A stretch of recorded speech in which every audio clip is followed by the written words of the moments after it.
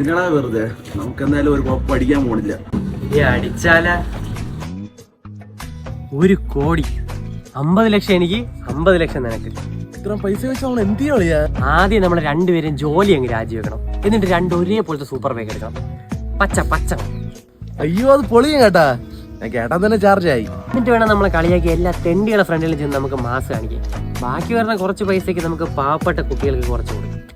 പിന്നെ അതും കഴിഞ്ഞിട്ട് പറഞ്ഞ പൈസ എല്ലാം വെച്ച് നമുക്ക് ബിസിനസ് ചെയ്യാം. ഈ 1 കോടി എത്ര പൂജ്യം കാണുള്ളിയാ? എന്നാലും കുറെ പൂജ്യം ഉണ്ട്.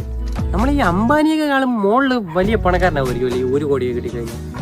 പിന്നല്ല, അത് വിടളിയാ. 3 മണി നമുക്ക് റിസൾട്ട് നോക്കണ്ടേ? ഫസ്റ്റ് പ്രൈസ് ഇല്ലെങ്കിൽ എന്താ, സെക്കൻഡ് പ്രൈസ് നമുക്ക് ചിലപ്പോ തേടായിരിക്കും പറഞ്ഞിട്ടുള്ളത്. 100 രൂപ പോലും ഇല്ലല്ലോ. എന്തോ നിന്റെ കുഴപ്പമായിരുന്നു അല്ലേ? മര്യാദയ്ക്ക് 50 രൂപയ്ക്ക് 2 ചായയും കടിയും മേടിച്ച് കഴിച്ചാൽ മതി. എന്നാലും ഈ 1 കോടിക്ക് എത്ര പൂജ്യം വരുവളിയാ? പൂജ്യം.